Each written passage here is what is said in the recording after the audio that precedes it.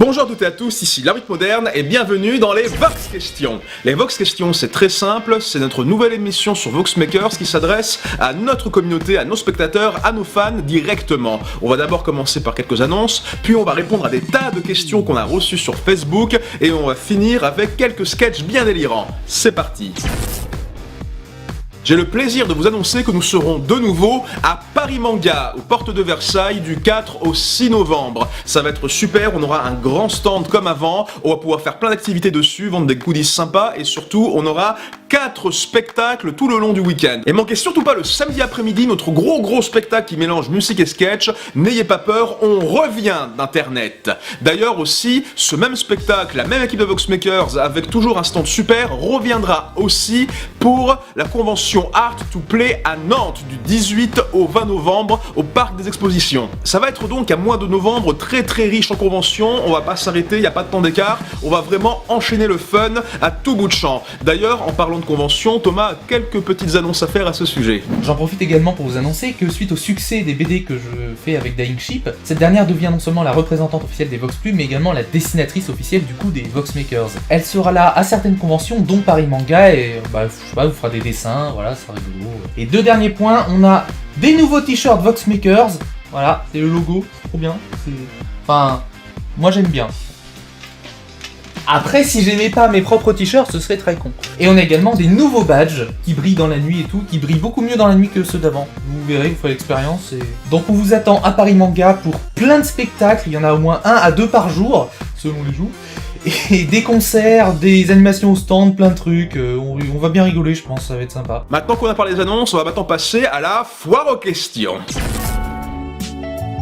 Guy Latiman demande qui a été le premier à être arrivé dans Voxmakers après Thomas Sirix. Le premier à être arrivé dans Voxmakers, mis à part moi et Thomas parce qu'on est le membre fondateur, c'est Michael J. Il était là depuis Day One, dès le lancement du site, du collectif, jusqu'à aujourd'hui. Toujours à faire des vidéos avec régularité, ténacité et punch. Il va tous nous enterrer, c'est le survivant de l'enfer, c'est le vétéran de Voxmakers, c'est le membre senior. Il était là depuis tout le temps et il restera toujours là, même après que l'humanité soit morte. Si une personne voulait faire partie de Voxmakers, de quelle qualité aurait-elle besoin pour en faire partie? Et comment les membres ont élaboré leurs émissions respectives? Comment ont-ils choisi le concept de leur émission? Pour nous rejoindre, c'est assez simple, c'est toujours à peu près le même profil, c'est des gens créatifs qui font pas d'histoire. Je veux dire, on en voit pas mal comme ça sur les réseaux sociaux qui peuvent pas s'empêcher de faire des règlements de compte, des machins, des trucs, ça nous intéresse pas trop, on essaie d'éviter ça. Donc on cherche juste des gens créatifs, qui ont toujours envie d'évoluer et qui aiment juste faire ça, quoi, qui sont juste là pour créer, sans partir dans le YouTube Game ou je sais pas quelle connerie, voilà. C'est très con hein, comme réponse, mais on est des gens un peu simples, hein, au risque de paraître pour des abrutis. En ce qui concerne l'élaboration des émissions, basiquement, on fait un truc dont on sait parler, hein, je sais pas, moi je parle de trucs un peu informatiques et tout, MJ de cinéma, si on faisait le contraire, ça serait peut-être un peu moins rigolo, ou beaucoup plus, je ne sais pas. Et après avoir trouvé un bon thème, on essaie de trouver un bon concept, quoi, quelque chose qui soit accessible, qui plaise à pas mal de monde, tout ça, pour faire quelque chose un petit peu universel.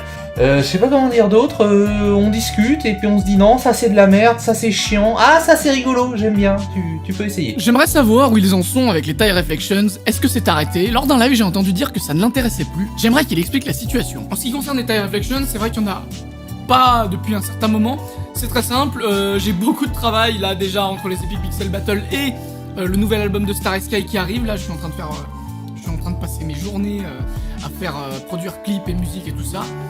C'est prévu pour la fin d'année, les premières sorties, etc. Donc voilà, je me concentre beaucoup là-dessus, ça me prend beaucoup de temps.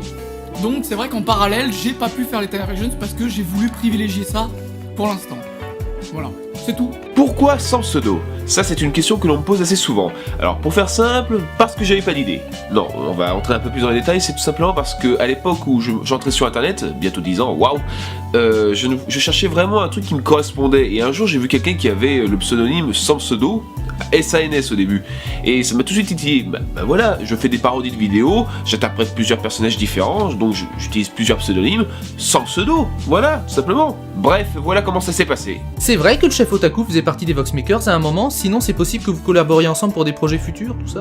Oui, c'est vrai, il faisait partie d'une chaîne annexe à Voxmakers à une époque, on avait fait un essai de s'ouvrir comme ça avait pas très bien marché, donc on n'a pas continué. Et ouais, on a déjà fait quelques lives ensemble, je crois, puis on se croise en convention, enfin, et tout. Enfin après pour d'autres collaborations, j'en sais rien peut-être. Si tu étais le boss final d'un jeu, quel serait le lieu de l'affrontement? Ben, vu que c'est un boss final, autant quelque chose de super classe. L'espace. Quel OST utiliserais-tu? Duel of Fate de Star Wars épisode 1. Voilà, je sais, c'est prétentieux, mais c'est cool. Et quelle serait ta réplique? Welcome to die! Non, en fait, je sais pas. Faut que je travaille encore là-dessus. Kylian nous demande, serait-ce possible d'avoir une séance d'écriture pour un EPB? Qu'est-ce qui rime avec Suisse? Une séance d'écriture pour les EPB, malheureusement, c'est pas super intéressant, parce qu'en fait, je suis tout seul. Je suis tout seul chez moi, on est tous dispatchés géographiquement, et du coup, j'écris seul dans mon coin, les autres m'aident aussi seuls dans leur coin, on s'aide tous, en fait, seuls dans nos coins, jusqu'à ce que ça donne un truc qui nous plaise à tous, et voilà. Question que je me pose depuis longtemps. Pourquoi le choix du cri de Bomber de Serious Sam pour l'ancien jingle de Voxmakers? Ah, excellente question, c'est à cause, effectivement, de ceci. C'est parce que je voulais vraiment qu'on s'exprime à travers notre émission, qu'on balance des choses, puis ensuite on s'est rendu compte que le côté divertissement était plus amusant que le côté interpellé, qui était un petit peu rabat-joie. Donc je voulais vraiment un cri, et ce cri était assez emblématique parce que j'ai pas mal joué à ce jeu, voilà, donc c'était le ah de Voxmakers dans les tout premiers jingles. Cyrix, d'où vient ta passion pour l'informatique? Floppy music, etc. Moi, une passion pour l'informatique? Non, pas mon genre, non, j'ai pas du tout de... Non, je sais pas d'où ça me vient, je sais pas, c'est comme ça, quoi, j'aime bien, c'est rigolo, t'appuies, ça bip... Shana Loré demande pourquoi le nom Voxmakers. C'est une longue histoire, donc je vais la faire très courte. Évidemment, on a fait un gros brainstorming pour chercher des tas de noms différents. On voulait un nom qui évoque le concept de faire des vidéos qui à la fois interpellent et divertissent. On voulait véhiculer le côté fait à la maison, artisanal, bande de copains qui font leurs vidéos chez soi, dans leur chambre, dans leur garage, dans leur grenier, dans leur truc. Et le concept de faire entendre sa voix à travers Internet et récupérer les échos des gens à travers Internet pour pouvoir nous-mêmes s'inspirer pour en faire des vidéos et le retranscrire. Donc voilà, il y avait le concept de voilà, voix, création, interpeller, tout ça. Et à la fin, après un gros brainstorming, on avait le choix entre Voxor pour le côté voix et Garage Makers pour le côté artisanal. Alors au bout d'un moment, on a hésité. Et puis moi, j'en ai eu marre, j'ai dit oh, puis ça suffit, on n'a qu'à prendre les deux, on n'a qu'à faire Voxmakers. Voilà, Voxmakers, c'est le nom. Et en fait, j'avais dit ça à moitié pour rigoler, mais en fait... sur le coup, on a trouvé le nom vraiment bien.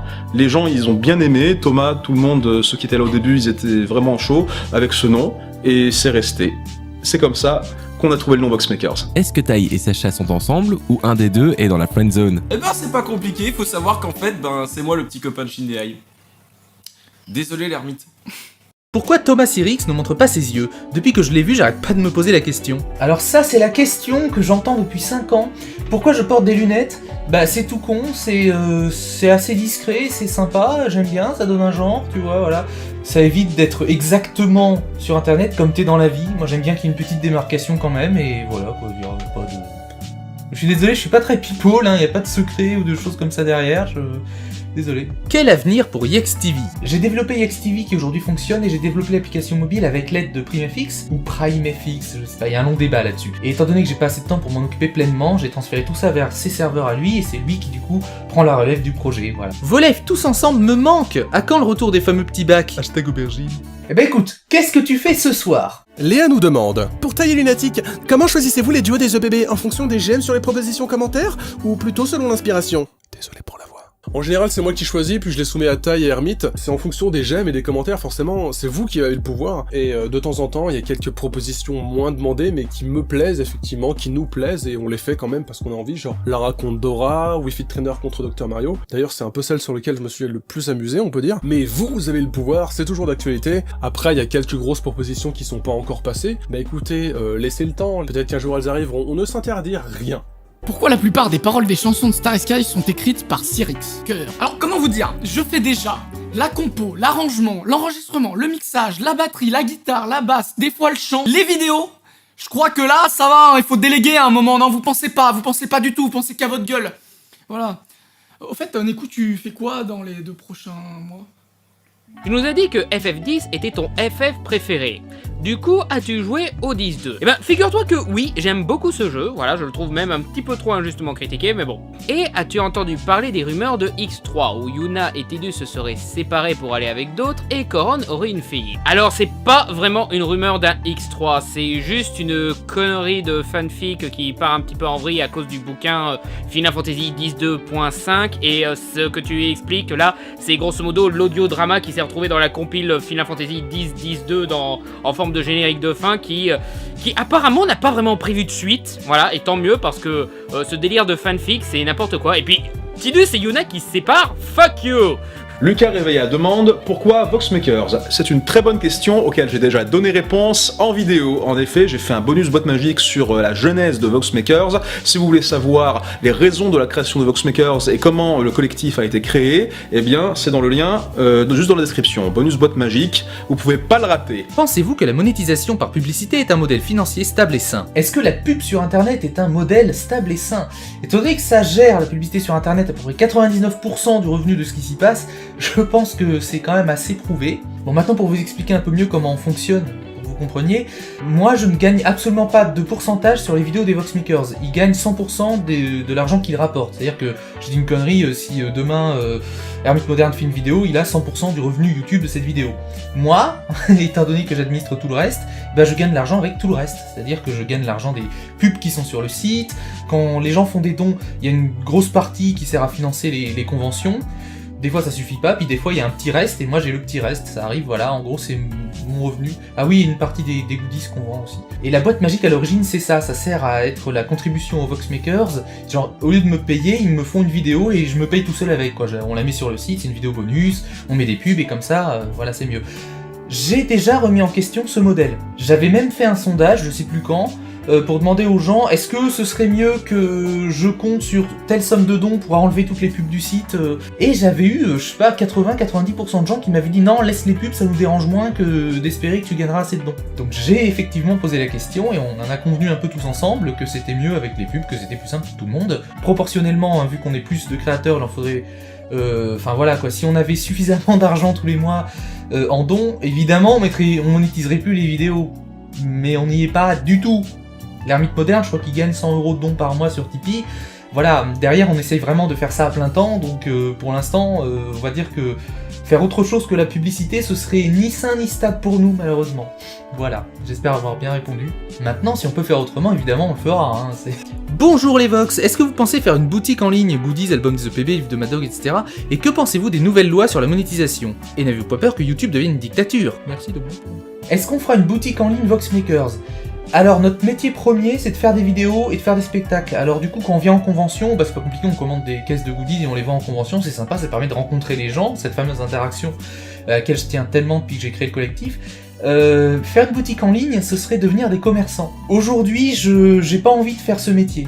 J'ai envie de gérer des créateurs vidéo, j'ai envie de gérer des productions de vidéos à côté, ce que vous voulez, mais faire du commerce en ligne, c'est pas aujourd'hui, je dis bien aujourd'hui, étant donné que c'est moi probablement qui m'en occuperai, j'ai pas envie, donc je trouve que c'est mieux qu'on vienne en convention, comme ça fait vraiment un vrai souvenir.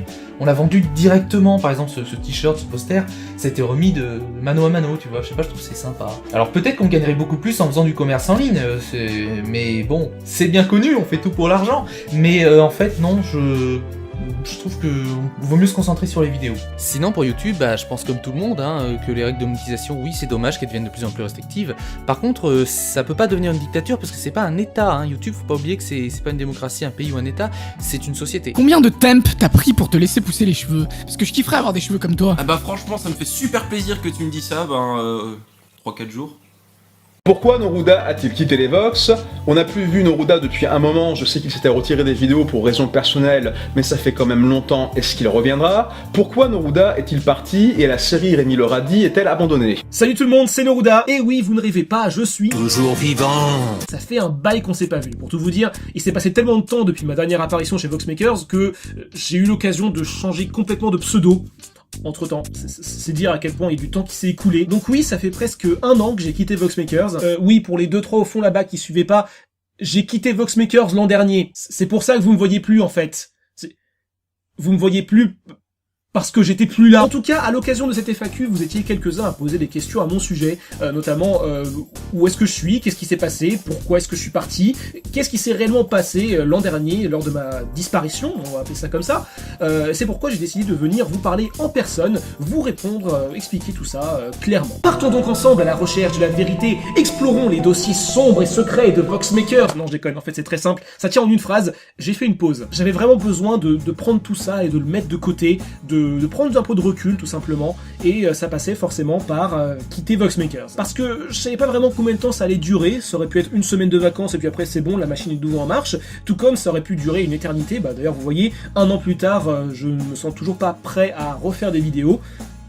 Ce qui est assez paradoxal parce que je suis en train de faire une vidéo pour vous expliquer que je veux pas refaire de vidéo. Du coup j'ai pensé que c'était quand même mieux que je quitte clairement Voxmakers plutôt que de rester officiellement membre du groupe mais ne rien faire pendant 1 an et être un fantôme quoi. Je tiens aussi à préciser que les raisons de mon départ et ces raisons qui m'ont poussé à arrêter les vidéos, ce sont des raisons purement personnelles, qui ne regardent que moi, et ça n'a absolument rien à voir avec Voxmakers et les membres de Voxmakers. La preuve, c'est que s'il y avait vraiment un problème entre Voxmakers et moi, je serais pas dans cette vidéo là en train de vous parler, donc c'est clair au moins. Maintenant, une autre question que j'ai vue pas mal aussi, est-ce que je vais revenir? Est-ce que je vais revenir un jour, refaire des vidéos un jour? Ma réponse, c'est peut-être. Mais attention, c'est pas un peut-être en mode teasing, ah attention, je vais peut-être revenir bientôt. Non, c'est vraiment un peut-être dans le sens j'en sais rien. Non, vraiment, aujourd'hui, je saurais pas vous dire quand est-ce que je vais reprendre les vidéos, ni même si je vais reprendre les vidéos. Tout ce que je sais, c'est qu'aujourd'hui, je me vois pas refaire des vidéos et c'est pas dans mes priorités.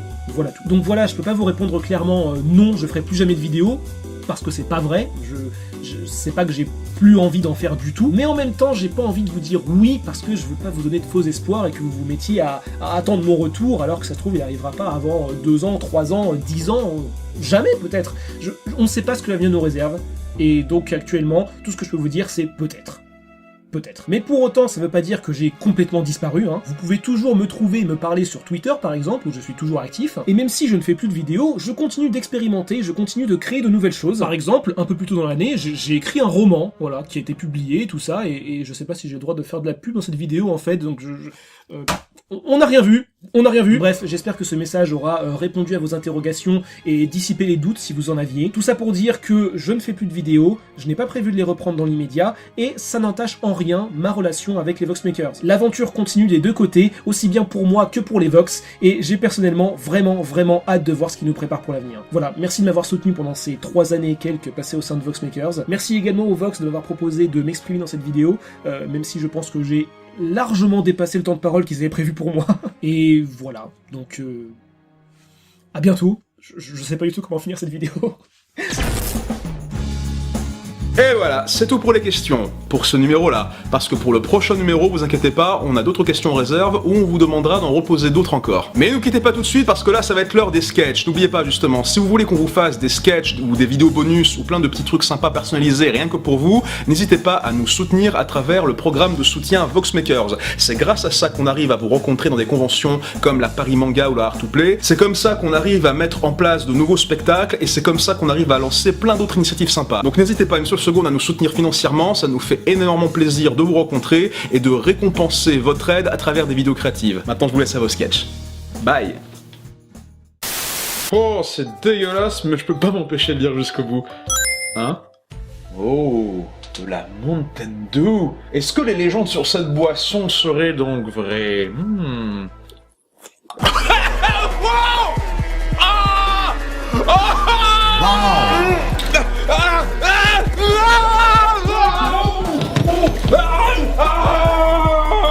Reptiliens! Illuminati! Oh mon Dieu, regardez cela. On peut très clairement voir un signe des Illuminati. No scoop!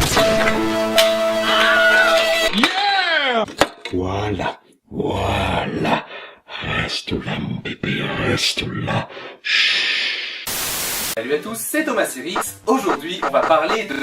Coucou les copinous, c'est moi, Oscar le chien. C'est un expert. Sirix, y'a ta Game Boy, elle marche pas, elle veut pas se déverrouiller. Il est en colère. Oh merde, vas-y, mais qu'est-ce que tu fous là, espèce d'en... Putain, merde, là.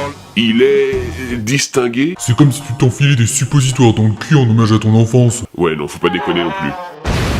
Oscar le chien, le retour. Il va revenir. Le plus tard possible, espérons. Oh, les ordinateurs, c'est devenu beaucoup trop compliqué, il y a trop de trucs à savoir. Oh, elle est bien loin l'époque, où ça s'allumait en 2 secondes et où qu'on pouvait programmer sans avoir installé tout un tas de bordel. Eh bien non, l'informatique c'était pas mieux avant, démonstration avec par exemple le disque dur. Je reçois un disque dur SATA, je le branche là et c'est tout. Je reçois un disque, je le branche là, et là, je suis pas sûr du sens. Et ensuite, il faut que je règle le BIOS de l'ordinateur pour que ça corresponde au disque. Le bon nombre de cylindres, de têtes, de secteurs, enfin de conneries chiantes. Et encore là, c'est une belle interface, en vrai c'était plutôt ça. Voilà, et maintenant imaginez ça sur tous les composants de l'ordinateur. Ça vous manque, hein. Qui est le plus allemand entre Hans l'allemand et le professeur Van Delcage? Guten Tag, gentil bisou. T'as d'autres questions, s'il te plaît, mon petit? Si un jour vos parents vous proposent gentiment de vous couper les cheveux, dites non. Putain, on voit le dessus de mon crâne! Ah, je peux pas imaginer le résultat si t'étais né dans une famille où la religion voudrait qu'on te coupe quelque chose à ta naissance. Les scandales dans le monde de l'e-sport. Une équipe de joueurs de Pokémon a été bannie d'un hôtel pour s'être balancé du caca entre eux, mais c'est complètement débile ces gens, c'est jouer à Pokémon trop longtemps qui les a rendus comme ça ou quoi? Les scandales dans le monde du sport traditionnel. Souffrant de dommages au cerveau, un joueur de football américain a tué sa petite copine avant de se suicider. Ok, d'accord, en fait, j'ai rien dit, le caca c'était très bien, les enfants, faites pas de sport, ça rend violent, jouez aux jeux vidéo à la place. Oh putain mec, t'aurais pas une idée de sketch parce qu'on nous a demandé d'en faire quand même pour cette vidéo et là j'ai pas d'idée. Truc de fou quoi. Bah, je crois que j'ai une putain d'idée. Non, en fait, il faut que je regarde une vidéo du Riz Jaune avant. Je fusionne mes cartes chaînes Cyprien et Squeezie pour obtenir ma chaîne secondaire Cyprien Gaming. Ce qui me permet de piocher 2 fois plus de cartes et de doubler ma YouTube monnaie. J'active ma carte piège. Il sort quand le prochain Watercut? Point d'interrogation. Non, c'est impossible. J'annule la création de ta chaîne secondaire et je t'empêche de piocher tes cartes pendant 1 an. Non. Yo, tuber.